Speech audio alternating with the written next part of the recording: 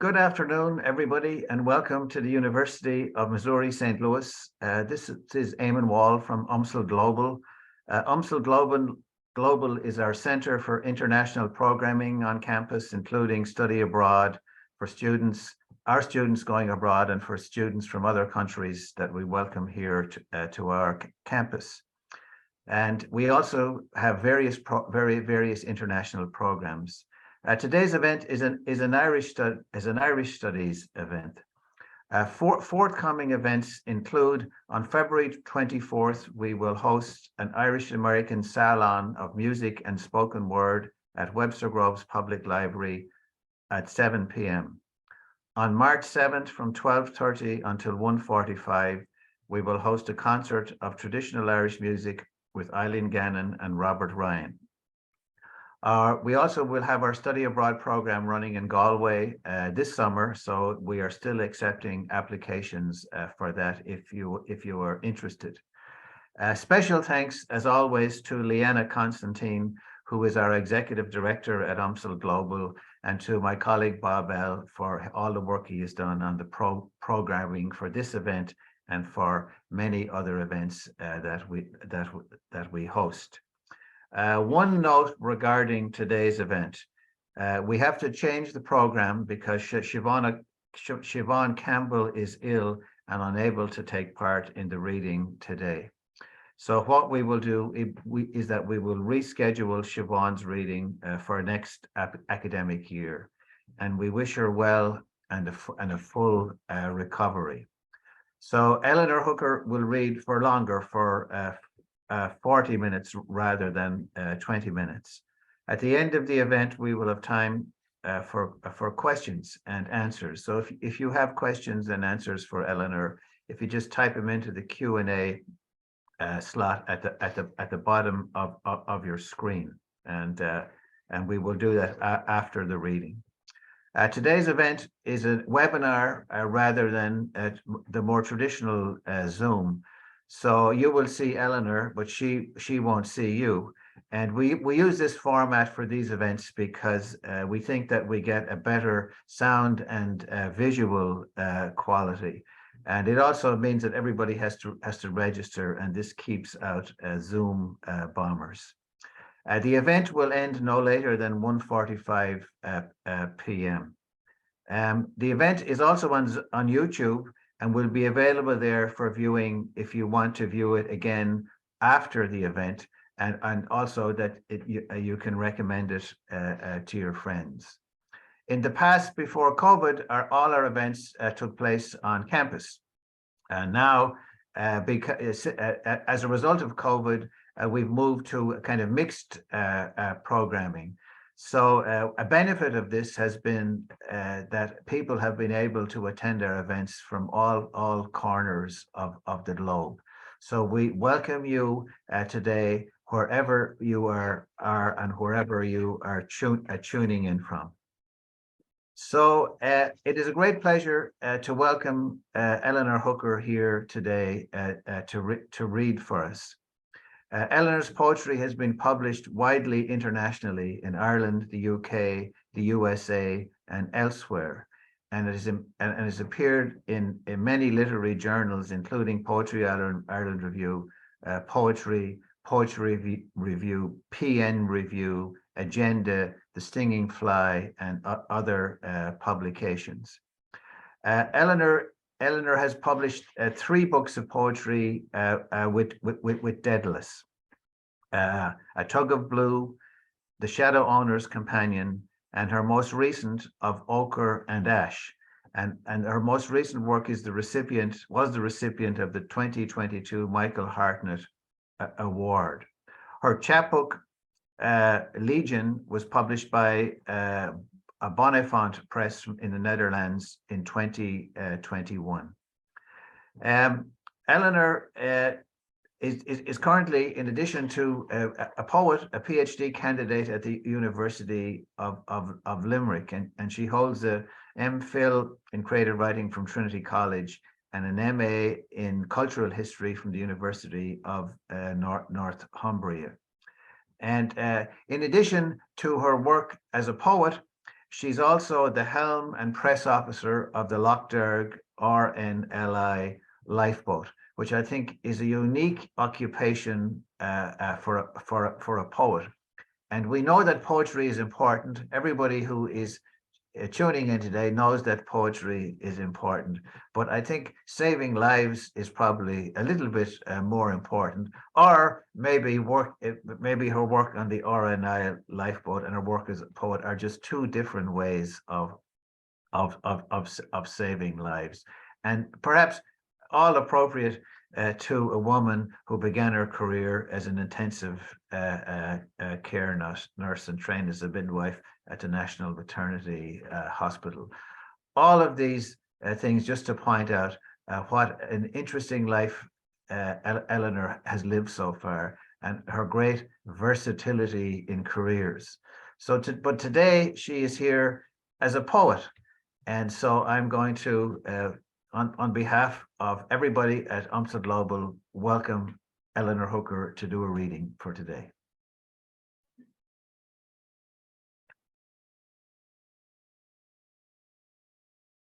Thank you so much, Eamon. That was a lovely introduction. And thank you so much, Bob. It's a great honor to be invited to read. I'm sorry that Siobhan is ill, and I wish her a speedy recovery. I'm going to start, if I may, with a poem from Siobhan's book, and it's called Quickthorn. In Irish folklore, quickthorn has special qualities. It's if a hawthorn tree is near your property, you don't touch it, you don't interfere with it, you don't take flowers into the house, because it's the gateway to the fairyland and to the fairy world. And also there's a great tradition too, that because the hawthorn flower smells like a decomposing body, which is awful. They give off the same hormone. If you give hawthorn to somebody, you're wishing evil on them. So this is Siobhan's poem, Quickthorn. Don't bring haw into the house at night, or in any month with red fruit in season, or when starlings bank against the light. Don't bring haw in.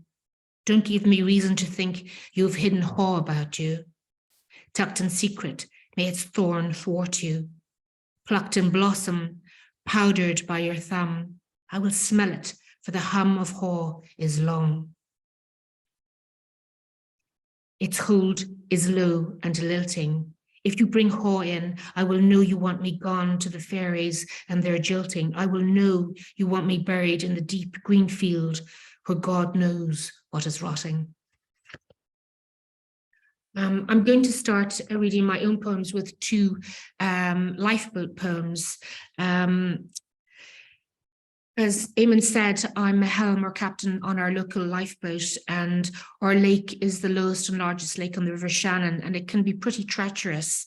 Often when we come back to shore, we've cleaned down the boat, we're ready to launch again, we will go to the local pub. It's just in the village, it's a tiny little village, and sit and chat, and especially if it's a traumatic rescue, we'll sit and chat and debrief, and a lot of the locals will come and talk to us about what we've just done. This poem is called The Sheltered World. We navigate the narrow neck of darkness to find them in the gut of the night, fouled, stricken, wrecked. We return them to the sheltered world, and in returning to the sheltered world, we sup at the still, our land legs hollow, but restless to put to sea restored. Cradling a carafe of light, an ancient seafarer crosses the bar to take up station beside us. He declares he's glad we're here, glad we fetched them back alive, says 'twas different in the owl times. In the owl times, he says, 'twas different. On nights such as this, they dragged a grapnel along the grey water's bed, and often as not, snagged the afterworld. Along the grey water's bed, their grapnel rent unanswered prayers, unused flares, a mother's dream as they hooked her child and brought him punctured to the surface. a gentleman and his wife called Robert Spear and his wife Jean Spear very kindly donated money to the RNLI in order to provide us with a new lifeboat. Our lifeboat before that was called Elsinore because it was fundraised by a group in Sligo. Elsinore is where Yeats used to go to have his holiday home. And of course, Elsinore features in Hamlet. So for this poem, I wrote a Shakespearean sonnet, sort of riffing on the idea of Elsinore. And in addition, the boat that we were given is called an Atlantic 85, and I also riffed on that. Lifeboat for Robert Spear, in memoriam, Jean Spear. We drop anchor off Viking's Landing, run engines astern till Elsinore holds fast due east of Inishkaltra. Against standing waves and wind that harps the masts pitched in the harbour. Crew name land in sight. List the ways of water. Recount Ophelian acts that bore us to the lake's darkest stage. And, in failing light, as a low mist rolls over the hair and hounds reign before a swall, we weigh anchor and make for home one final time in Elsinore, grateful for a new Atlantic to this inland sea. No longer will we fear the fog's fret that mimes the snow-blind climb inside our eyes. Now, when we leave the quay, 4 up, or Jean Spear will signal those in peril or in strife that we, her volunteers, may do our work, carry home, save a life. A lot of poets write origin poems, you know, what starts them writing. And in Ireland, there's a belief that if you were stung by a bee as a child, that you're going to be a carrier of messages from the other world to this, and also you're going to be a poet. Even in the Brehon laws, beekeepers and the people who around that industry had huge protections. So it was a very sacred industry. This poem is called Self-Portrait in a Honeybee's Eye.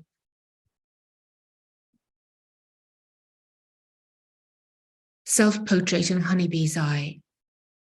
In the version my mother tells, one hung in the still air, hummed above my crib, its saddlebags yellow laden. She shooed it, she says, but not before it tasted my lip. And that is why, my mother says, I am chosen to wheedle with words. I recall its curved fur and my infant reflection repeated in its compound eyes, how it hung in the air, still above me. And when it landed, the secrets that tumbled from its saddlebag drove into my lip. And that is why I speak messages from the other world to this. It is why, when in my honeybee coat, you cannot know me, but grasp the sting deep inside me may eventually kill me. And as I tremble from flower to disguise, lost in a copse of words, I hum who I am. This sequence of honeybee poems, I wrote it during the pandemic, and it was a time where I just was writing like a frantic madioc. I think it was just to deal with the trauma of the pandemic, and it became a sequence about the honeybee. And so this poem is called Dancing as Fast as I Can. Often you have well, I do anyway, you have moments of uncertainty and doubt about your ability and about what you're doing. And when you see so much going on in the world, you think, here I am, I'm writing. Is it, could I be doing something? And you work through that, and you realize that you can do, like my lifeboat work, and being a lifeboat woman has a positive impact. So it's actually okay to write, and it's just to get through the anxiety of imposter syndrome or whatever. Dancing as Fast as I Can, and the epigraph is by Sylvia Plath. It is the noise that appalls me most of all, the unintelligible syllables. I return to the same flower daily, carry its black heart to the hive, where sounds muffled from back chambers through doors I may have, sorry, I'll start that again. Where sounds muffled from back chambers through doors I may never open or have opened for me. Unlike the royal jelly makers, whose vowels are the spit that ranks the pollen we feed upon. At the entrance, we foragers are crushed into groups of 4s and 5s and 4s, are given gifts of useless things we cannot want, and the lie we ghost the dark as equals. Amongst our group, one is chosen, but for enough to fly, each must trumpet, must dissemble, masquerade and guise. The drone's sole part is to reproduce and die. They make nothing, are mere arrangers who snare the barely elect, who say, you are sworn to silence, and if you tell, no golden seat for you at our pre-selected fate. You are to feign surprise. The bee-elect agrees, is trapped in the syrup of its own success, lies in, oh, the shock, it sighs, oh, the thanks I give. And on the same theme, and from the same sequence about the honeybee, this one is called When You Unravel. When a honeybee bumps against glass and silences noise your room, when masonry settles and a knock at the door is harm, when your fingertips bleed and you cannot let go, when your boat arrives under billowing sail and cuts its way through sand, when they spell your name rumor and night is dark in you, when sisterhood spells red lipstick and poetry reeks of arse, and you cannot courtesy to this or ghosts, when you're a jar of chaffinch eggs your mother put on a train to alight a lifetime later, never to know your birth, when you sing out of turn and hoard rain, when a text from heaven says omens are signs and superstitions bad luck, and a mouse dies on your boot, when the orchard's reclaimed by green and thorn, and a hawthorn sprig spells death, when you're no longer of use and friends unfasten and you bleed round the break, when no one hears you sing out of turn and some hear you sing out of tune, when you birth a stone, when you no longer care and walk to the darkening lake, step into the trembling water.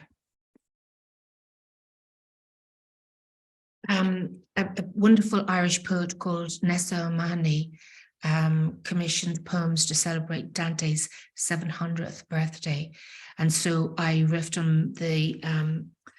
on his poems from the Inferno and from Paradiso and the Purgatorio, and wrote these 3 poems.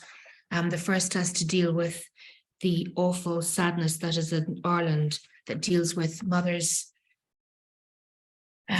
just taken from their mother and babies separated, and all of the horror of that.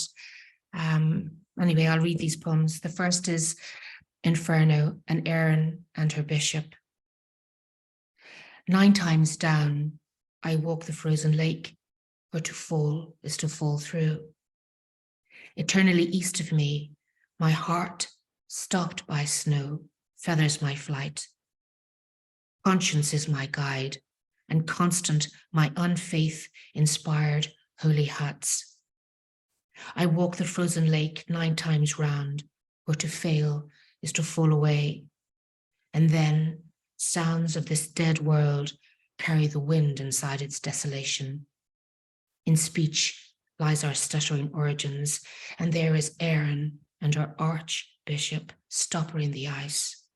She grinding his bony crown, glubbing clotted sap, and him drivelling. His grace is displeased, his grace is displeased. When she senses me, she leaves off her frenzy. He sold my children, she screeches, spitting jelly brain, and those he didn't sell, he starved, and those he didn't starve, he buried in his bowels, oh fetid burials. Her own betrayals are stones that damn her eyeless sockets. and when a tempest fetches groans to stay her torn mouth, she returns to her gnashing. Beneath my feet, beneath the frieze, bodies of 10,000 naked sorrows bump the ice, hold their infant breath as they flow away from Erin and her bishop. Purgatorio, a Raven's elegy. A lifetime I have watched the dead pace the perimeter of this walled garden. Now I pace with them. We trace each stone in the high wall of purgatory. Perhaps our child is nestled here, or here, or here. This morning, the dead cluster in one corner, a flash of frightened light against the furthest wall. We hear it, the earth's labored cry where she is cut and dug, a lament she has toiled for eternity. One presence attempts 3 times to take my hand, and 3 times her hand falls through mine, uncomforted. Strains of a raven's elegy rises from our throats. Our chorus is the earth's cry where she is cut and dug beyond the boundary walls of this garden, whose sanctity is our tomb. We hear the swaddle drop, and hear the earth catch her breath, as each stilled breath is enfolded to her breast. For long may she cradle them, we beseech, before the descent, the pandemonium. Paradiso, obeyed, in which soul becomes shadow. Light-seeking brambles have narrowed the path, and though the woods are bared yet to their bone, birds draw back the canopy to drop spring song like heaven's cloth, to coat and comfort all and none. She has stepped through me and taken my shadow. I hear her moving about in my mind, and it is true. Nothing is ever lost if one of us remembers. She pins old photos to trees, so the woods dream my life, whilst I dream in forgetfulness. And when she fills fresh flowers with sound, they open their throats to laugh, to fill the air with every fragrance, every colour, remembrance dies. The lake lifts her grey chiffons to the land. She invites us closer to reflect traces of ourselves. I am the shadow owner, and my sole companion, my shadow. With the sun rising its echo and water, and dusky sounds compelling the dawn, we are absorbed in the moment, have no thought other than for the presence of joy. And as with instants of love or joy recalled, heaven is in the heartbeat and solid beneath our feet.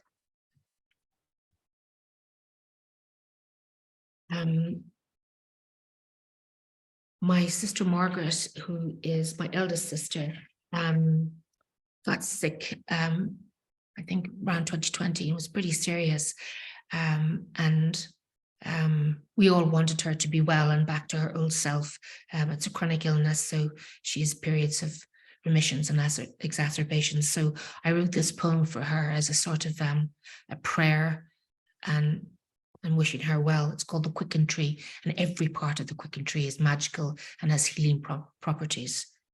The Quicken Tree, from Margaret Griffin. Berries bloom across the landscape of your body, ripen to purpura. The physician says petechiae, says blood words that snag the thin winter air. I have sown a rowan inside me, nourished it in my woodland bones for 200 years. Its berries bud at my fingertips, red blistered.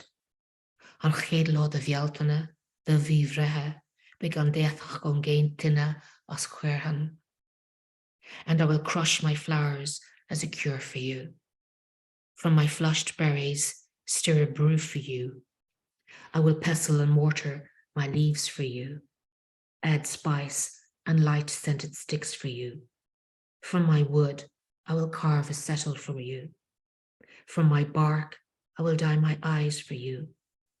For the quickened tree is a hoary charm, and quickening its sap and store. I'm going to read a poem from my second collection, A Tug of Blue, and it's called Weathering. I keep my appointment with rain. We meet in the wrong room, upstairs. Rain is melancholy. She rinses a naked bulb that hung itself on white wire. I've run out of light, she says, spreading her fold from the room's unfathomed sky. Rain inquires if I've brought questions. I am allowed four only. Before I can deny it, she presses her sodden lips to mine. Not now, she says. They are come. The sash windows unlace their gowns so that ghost ships, dragging nets filled with memories absolved by rain, can sail through them. And as we watch, Rain says, these are your questions. Why is it they hide in there? Why is it they turn from me? Is it to the same place they go? And is it the same story they weather? Rain says, there is no tenderness in the absence of joy, and in the absence of joy, songbirds squabble. When there is nothing left to say, Rain envelops me. Her hair lies on my face like tears, and inside my closed mouth, hummingbirds fly backwards into my throat.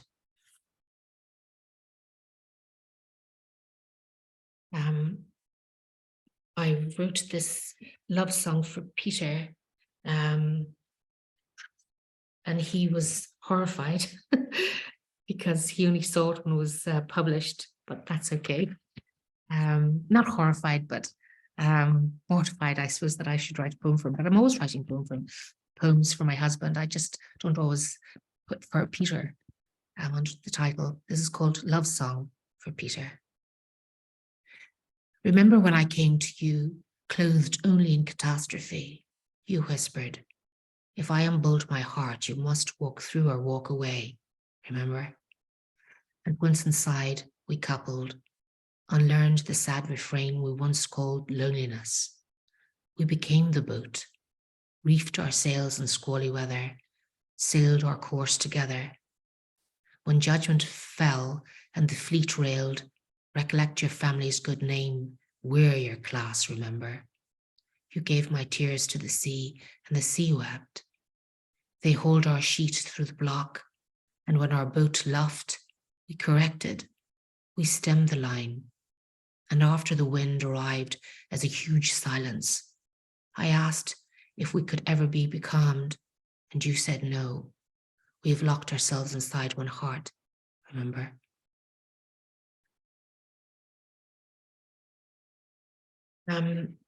There's an artist in South Carolina in the USA called Jeannie Tominick, and she and I often worked together. In the past, she would make a painting and I would respond with a poem. Her work is very folkloric, absolutely beautiful work. And so this is one of the poems from that collaboration. It's called Well-Worn Wings, after Jeannie Tominick. That cabinet in my mind, where I put the things I'd rather not consider, is almost full. Row upon row of stones, stacked behind its vast yew doors, collapse in on themselves daily, like bones in a graveyard. The cabinet sits above high water, in a back room named Unutterable. I didn't name the room, and don't know who did, but I'm conversant with its synonyms. The creature that guards the room is not an eel or a terrible fish. It just is, and occasionally is not. Where I trace the damp blue walls, a soft mold chalks the paint with my impressions.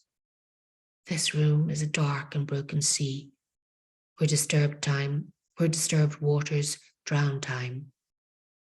I catch sight of my well-worn wings, their hooked veins patch blue and green, old wounds. With effort, they wrench me from the water's pull, settle me on a rusty pucone protruding from the wall. Nearby, all my birds, obsidian and raven, call, what, at the question of my unsettling. I unfeather back to the rachis, I pluck quills from my shoulder bones until, dismantled, I am back at source, flightless, woman, and unutterably sad.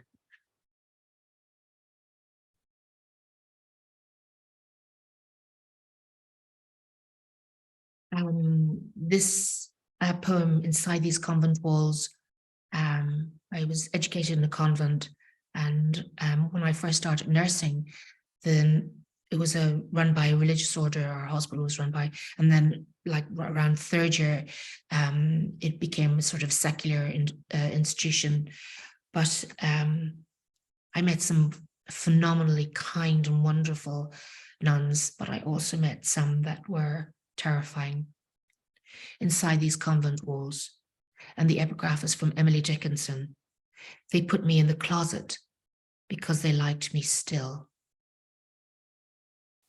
From behind the wainscot, the girl in the wall asks, "What colour?" I tell her duck egg. That way she knows we're shut in the drawing room. The girl in the drawing room wall is forbidden. The girl in the wall was put there too, for her own good. The girl in the wall can hear fishes breathe. She listens to the sea shushing back and forth, the same old, same old. Who do you think you are? She climbs into a sarcophagus to tell me of stones tumbling from heaven in a storm, of omens carried inland on a sea breeze, of winter rooted in a heart. The girl in the wall was put there by Mother Abyss. We heed one another. We would never say, "Silence, your stories bore me." The girl in the wall shuns the world, but endures me, her deformed shadow puppet. At dawn we sing, morning bells are ringing, morning bells are ringing, ding dang dong, ding dang dong. I worked as a nurse in intensive care, and during the 1980s, I think there must have been just an epidemic of loneliness amongst rural farmers. There were more women in Ireland than men, but a lot of them came in and having drunk a weed killer, and a lot of them died, but I think a lot didn't want to. There was just a cry for help. But this one particular individual I remembered, and so I wrote this poem. It's called Eating the Earth. One of the antidote to this particular weed killer was to pick up the earth and literally eat it, and it neutralized the weed killer. It's called Eating the Earth. Turning soil, and I must say roosters, kerpinks, and queens are types of potatoes. Turning soil to plant roosters, kerpinks, and queens. My spade scores a rock hunkered in the dark. I lie down, burrow my arm to the collar, grip the stone, smooth as a shoulder long since inhumed. After recent rain, the earth smells good enough to eat. I settle the soil round me as I did as a child on the beach at Spanish Point, reaching down to shipwrecked sailors I imagined buried in the sand. My dog rises from his resting place, attempts to dig me up, and when I say no, he drops beside me, licks my face and smiles. He's 7 and newly mastered his smile. His tongue lolls from one side of his mouth to the other, grinning now, a fan of the singular species of crazy I exhibit. Clutching his leg, his elderly sister runs beside the trolley, cries, "Hold on, Paddy, you'll be grand. Hold on, love." He's moved from the ambulance directly to us in intensive care, mud and grit round his mouth, and in his sea green eyes, ghost ships sail into view as he struggles and fails to catch their mooring lines. His sister knew enough to make him eat the earth, to check the fires rising inside him, weed killer burning life from his every organ. I coax him to eat the fuller's earth I've prepared, to put out remaining pyres. He calls me Missy, apologizes for the trouble. He holds on. As we undress him, farmyard falls brown from his boots. We admire his sisters darning at his elbows and over his heart. Parcel his fob watch for the safe stop time. Soon his voice sings of loneliness and incessant rain. When all that's left for us to do is take his pain, we do. And when he says he didn't really want to die, we hold his hands, listen. And when all that's left for us to do is lay him down to rest, we do. He sleeps beneath the earth, a clay blanket over his bleached bones. Dusk is daylight unremembered, and in the dark soil, touch is all that remains. I find I am seized. The rock, a hand that grips mine at the wrist, gently at first, that grows me towards it, makes me one of its secrets, roots me to the vernacular of the earth, on whose life my life depends.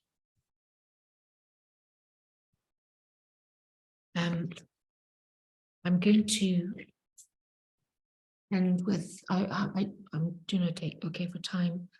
I have a dog and her name is, I have two dogs, but Prof, short for professor, is a phenomenal companion. She just knows the mood in the room. And I just imagine her a phenomenal reader, an eclectic reader, and snarky. And so when I write a new poem, I often walk down the avenue just reciting the poem just to check that the rhythms and the music work. And if I stumble or stutter, I know I need to go back and rewrite. But Prof stops and she gets very anxious, like there's nobody else here. Who are you talking to? And so I imagine conversations with Prof. And so this poem is called My Dog is Reading Nietzsche Again. I'm standing in the basement. The rooms above are packed with emptiness and silence. My life is hanging off its hinges, and my dog chooses to speak. Inexplicably, my dog chooses to speak in my other voice. I ask her, why speak now? She says, the moment seemed proportionate. She sniffs the air, tells me she detects dread. May I? She asks, and when I nod, she walks in. So this is the horror room, she says. Is this not every room in the doll's house you never owned? As I'm not permitted to speak in the hollow room, I nod. Was it ever thus? She asks. I point to the mirror, its black canvas. A nightmare, she says. She taps the glass, the barometer needle falls and the atmosphere fails, then the storm, and then the rain. I remember the caress of rain, that old comforter. She taps again. We watch time rewind, and those I've loved and lost arrive to take their seats in the delicate trees in the hollow room. They laugh, make meaningless bird sounds, sip the tea I serve, but being dead, they cannot see me. Make it stop, I say, and she does. Eventually, grief is the only spectre, and but for the echoes and incessant rain, nothing remains in this room. I need to see it, my dog says. Take me to the ballroom. We wait at the threshold. The dance is never ending. On one side, my many selves we weave back and forth, tethered to an inaudible tune. And on the other, my many doubles regard us, tired of the same routine. These are not the facts of your life, my dog says, only interpretations. And those who were seen dancing were thought to be insane by those who could not hear the music, she says, and I know she's been reading Nietzsche again. As we return to the edge, my dog inquires if I'm still dyslexic. I ignore her thoughtlessness and stride ahead. Persistent, she asks if I've heard the joke about the insomniac, dyslexic, agnostic, about the girl kept from sleep, wondering if there really was a dog.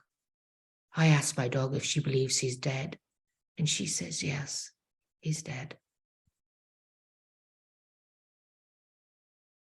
I think I'll finish on this poem, and it's called Guardian Angel. When we were small, we all had this guardian angel, and we were told to be the guardian angel, and it was kind of terrifying because they watched your every move, and you're good because because you wanted to be good. You're good because this guy was over your shoulder watching you.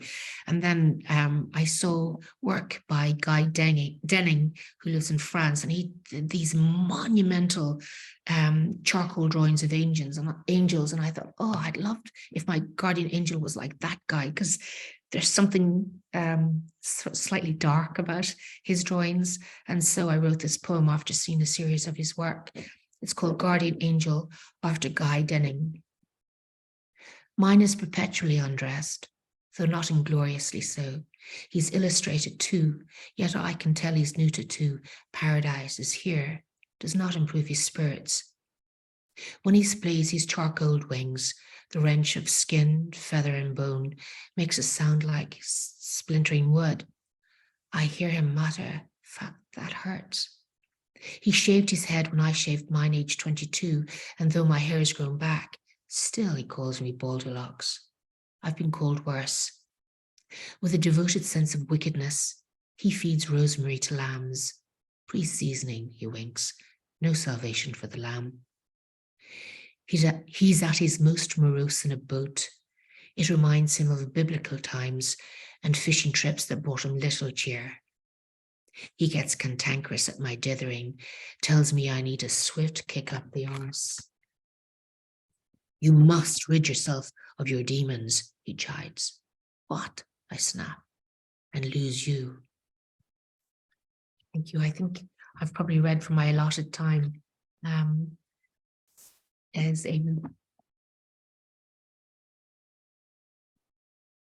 Yeah, thank you so much, Eleanor. That was fantastic. And I'll just say to the people that are listening, in case anybody tuned in late, that we asked Eleanor at the last minute to read twice as long as she expected to be reading, because Siobhan Campbell was ill and unable to join us today. So thank you so much for a wonderful reading. It's interesting in every possible way, from the variety of themes to the language to the forms and everything. It was absolutely terrific.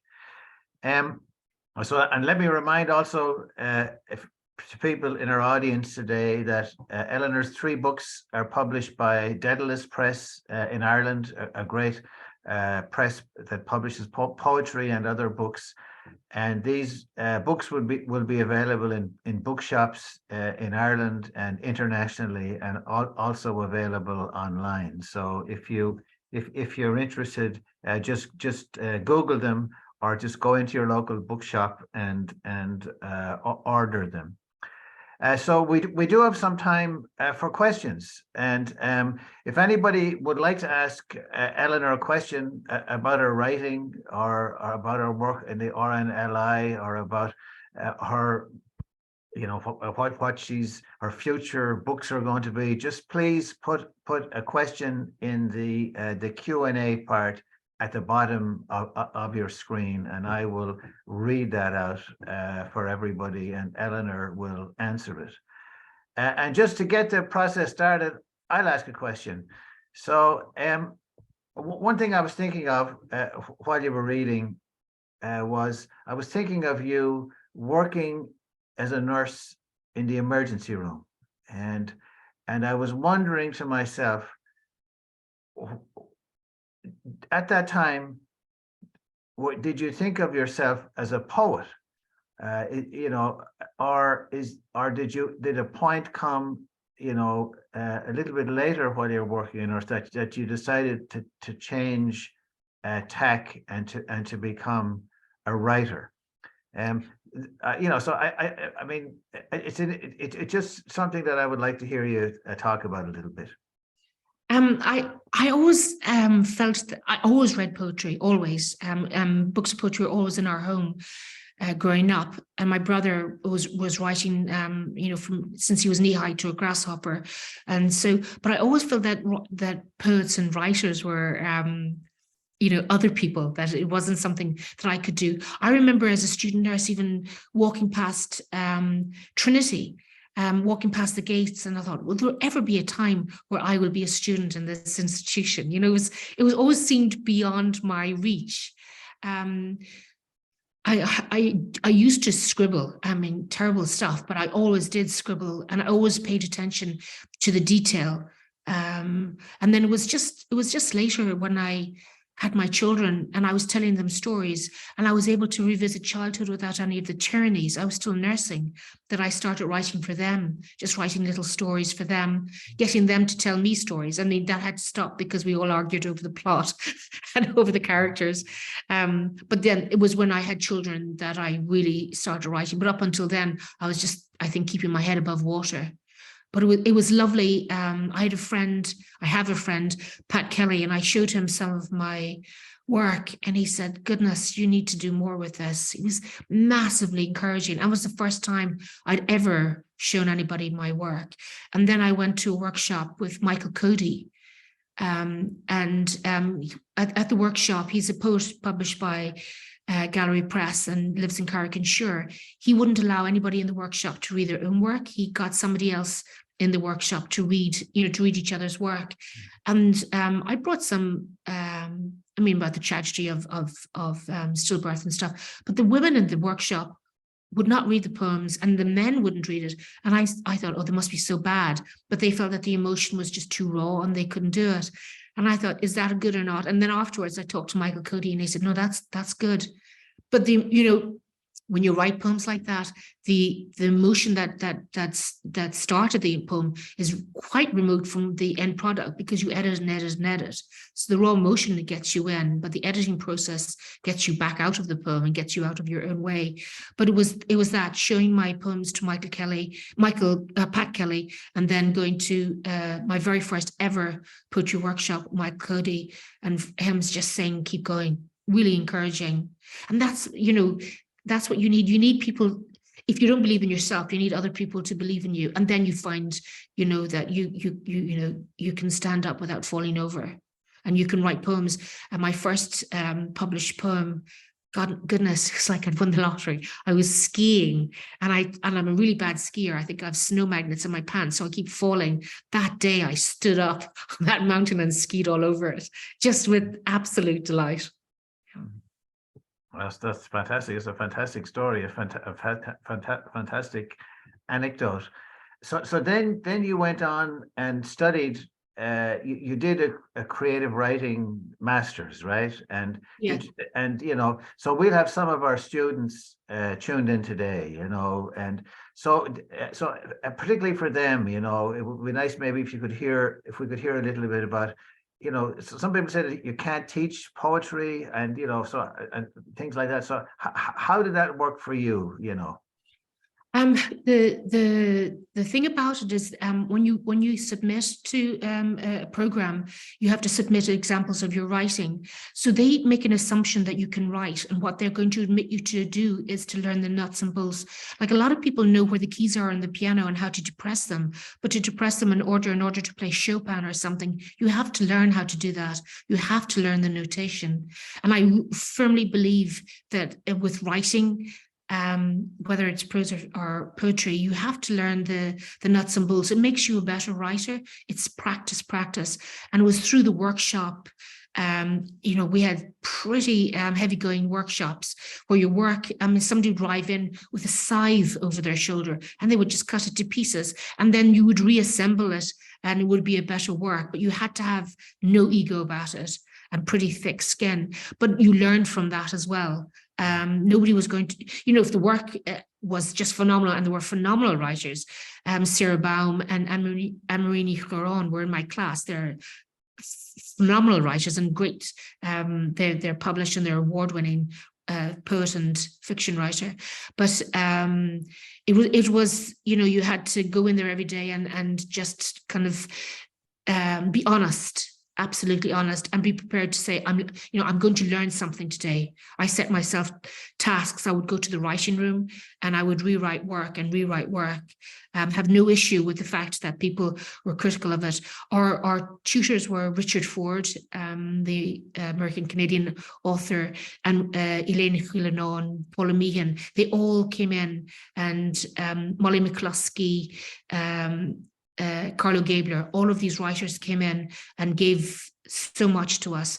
Gerald Daw was the director, and Deirdre Madden, so poet and a fiction writer. But they didn't take any, they pretty much, you're here for a reason. I remember my very first day, they went around the class, there were 13 of us, and we all had to give our address where we were. And I gave my address in Tipperary. And Deirdre Madden called me out and he said, "What are you doing? You live in Tipperary. There's no way you can do this." And I said, when I did my first degree, which was Open University, I remember I went into labour at our first meeting. And then when I came back, when the course started, Dr. Hoos said, was in the UK, Dr. Hoos said, "Is the Irish girl here?" And I went, I'm here. And he went, "Oh my goodness, look at you." And I did finish it. And I'm very shallow. I said to my husband, "If I finish this degree, will you buy me diamond earrings?" And so at the end, he said, "Would you much rather have a computer?" I went, "Oh, well, I'd rather diamond earrings." So I got a first. I set myself the challenge of getting a first. In the MPhil in creative writing in Trinity, I set myself the same challenge. I drove to Thurles, which was an hour and a half from my home, got a train to Dublin and home, and stayed in Dublin one night a week. I think everybody who was there was making sacrifices, but I really, really wanted this so badly. Acceptance on the course was a validation, but then you had to put the work in. If you set back, you would get nothing out. And I think, like everything, you get back what you put in, and just appreciate the time authors and poets were giving to teach you and to bring your writing along. It's so worthwhile. I hear a lot of people poo-pooing the process, but for me, I just loved every moment. And of course, I was in Trinity, that university I passed every day as a pupil midwife and as a student nurse, wondering, will I ever get inside these hallowed gates? And now I was inside, I thought, I'm not going to waste a second here. I would even sneak into lectures that had nothing to do with me and sit at the back. It was just wonderful. I loved it. That's fantastic. We have one question here from Anne Craver. Thank you for the wonderful poems and commentary. You mentioned looking at different artists' works. Have you ever thought about collaborating with an artist who could illustrate your work? Who are some of your favorite poets, both Irish and other nationalities? What kind of dog is Prof? Just wondered.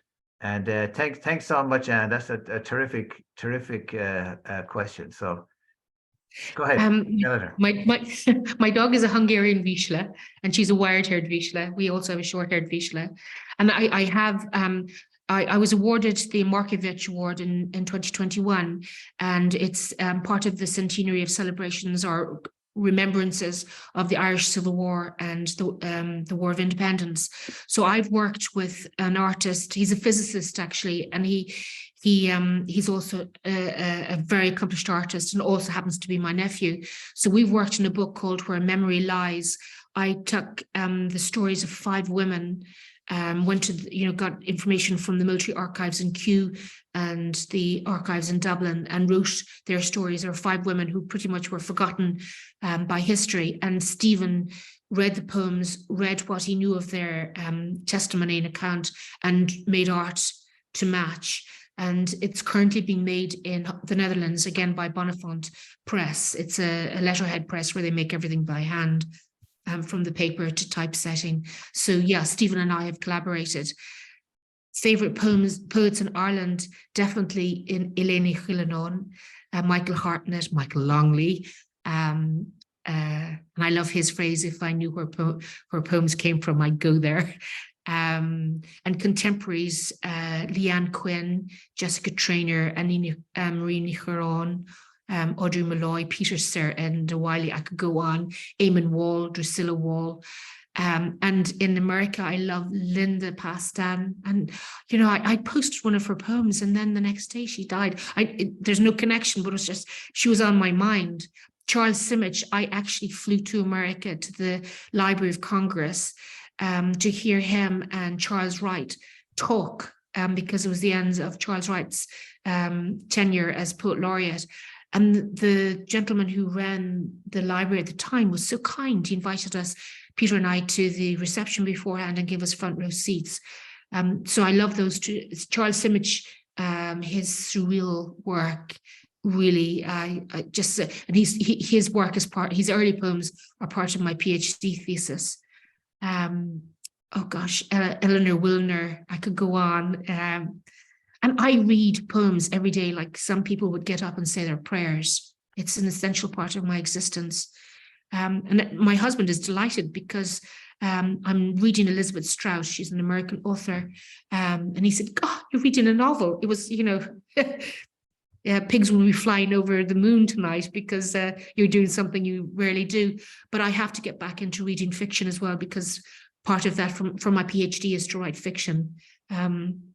But yeah, I love supporting poets. You really clad their barefoot soul when you buy books. And so I buy authors and poets books to support them. I think it's so important. I'm actually secreting them around the house because I have so many of them. And when they arrive, my husband says, what we need now is another poetry book in the house. We really need more poetry books. He's being facetious, but yeah, I hope that answers the question. Okay. Yeah, very good. It's great. Does anybody else have a question you would like to ask Eleanor while we have her here as a captive for a few more minutes? So let me just ask then a question about. I'm very interested in your work, and in some way this ties in a little bit with you're interested in Elena Quillenine and maybe in Evan Boland as well. You're interested in folklore and mythology, and because it seems to. It is something that runs through the poems, right? If folklore in various ways, and some of it is you're very interested in the non-human world, like the bees and dogs and everything, so the presence of the non-human is not just symbolic, right? They're real and they're important, but they tie in some ways with mythology too. So if you could just maybe talk about that a little bit. Yeah, and I knew that eco reviewers would have an issue. They would say that there's a lot of zoomorphism or anthropomorphism in my work, and it's not to exploit nature. It's I'm just another part of it. I'm just another leaf on that tree. And I remember we have old oaks all the way down the avenue. And when I say to my husband, let's walk to the tree, there's all woods, but we know particularly which tree we're walking to. And I have been caught hugging it by people walking up the avenue, but they kind of think, okay, but I love that we, and I see what's happening with the world, but I love the nature that's all around us. We're doing rewilding now. So I see pine marten and red squirrels every single day, and foxes just running across the avenue too, just going from one part of the wood to the other. So we're doing our little bit. The folklore, I think that it exists and maybe in times past, it allowed people to operate outside the rules that bound the real world, for instance. Like Mardi Gras the day before is everybody goes crazy, they all wear masks, and the idea of society and class is eroded. And the folklore allows that same sort of transgression. The idea that the rowan tree, every part of it would be magical. But I'm sure that, like when we were nursing, one of the drugs we used to reduce intracranial pressure was extracted from seaweed. Everything you'd had digitalis from the foxglove. It's not used anymore. It's now synthetic. And I remember when I was nursing in the renal transplant unit, the drug that they were using just to suppress the T lymphocytes, the rejection of the organ, was found from a piece of wood that a student had brought back from South America. So, all of those old stories and myths and wisdoms, if they're not written down or spoken or carried through, something very essential about who we are is lost. Whilst we're all staring at our phones in the digital world, there's something, we forget to look up and look at the cloud formation, or even if I when I'm sitting on the pier, I watch the four seasons cross the lake in a half an hour. In the reeds, I can see an otter, and we have an otter nearby, very, very shy. But he pops up his head, he looks at me, and then he ducks under. On a really, really windy day, you can see the sea eagle, and they're majestic, and they've just recently been reintroduced to Ireland. So, it's something you can never tire of. I know my dog doesn't speak, but she may as well. I mean, she's great company. I wouldn't, when I'm here on my own, when I'm writing, she'll nudge me. She said, "Okay, you've been writing for 2 hours, time for a walk." She gets me up and out, Yeah, that's fantastic. Yeah, thanks so much. A second thing came in the Q&A. That's from Helen Gannon here in St. Louis. And just to say what a wonderful reading it was and how much she enjoyed it. So I'll ask you one question before we go, because if I don't ask you this question, people will say, who are those people in the pictures? Why didn't you say anything? So the two paintings in the background, if you could just maybe tell us a little bit about who they are. And well, this is my husband's great times 5 grandmother, Maria Turner, and her husband Dawson Turner is there. Her husband Dawson Turner is there, and they're all the paintings all over the wall. He was a botanist. She's just beautiful, and this is times 6, I think. Grandfather, and they're just relatives around the wall. Maria's daughter, also Mary, was married to William Hooker, who was the first director of Kew Gardens, the first professor of botany in Glasgow University, and who went on the Erebus and the Terror on some of those amazing adventures with Banks. I think they were one of the ships was all of the crew were prisoners who were released from prison. So I think they even had a mutiny. They set the boat on fire, which is not very good if it's a wooden boat. But yeah, there's all those relatives. This lady's daughter, who's just opposite me, her husband is William Hooker, and his son Joseph Hooker was Darwin's best friend and confidant. And it was he who introduced the origins of the species, the draft, to the Linnaean Society in 1851, I think it was, or maybe 1859. And that's when, the world of science sort of turned in its head, and the biblical account of creation was turned on its head. Okay. So Peter has some fairly famous relatives. Okay, yeah, that's fantastic. And they're all in the room, and they've all been listening, and they very direct stares. So they're not smiling, but I hope they approve. Well, maybe after this session is over, they'll give you a report. So yeah. And Anne Craver noted in the Q&A too that she was stung by a bee as a child, so she was very interested in your poem and in your explanation. So obviously she's learned something about her life today that's new.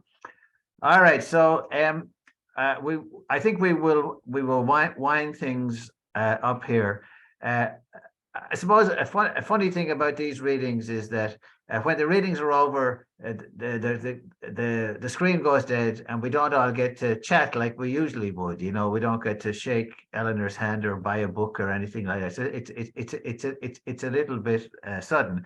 But having said that, the reading was wonderful, and it was a very interesting and moving and beautiful in all kinds of ways. And it was a thrill for us here at UMSL Global to host it. And our program, our Irish programming has been going on since the year 22 years now. And so each year we invite a few Irish poets to read for us, So and we will continue that in the future. And so we were just thrilled and delighted, Eleanor, that you could come to read for us today. So on behalf of UMSL Global and of all our community here in St. Louis, and I think of everybody who has tuned in today, I thank you so much. And as I said at the outset, if you have friends who couldn't attend today, if you go to the UMSL Global site that it will be up on YouTube. So, for forever, right? So there's that as well. So again, thank you so much, Eleanor, and thank you to everybody at UMSL Global, and thank you to everybody in the audience for tuning in today. It was just terrific and wonderful. So Thank you. thank you so Thank you much. so much. Thank you. Thank you.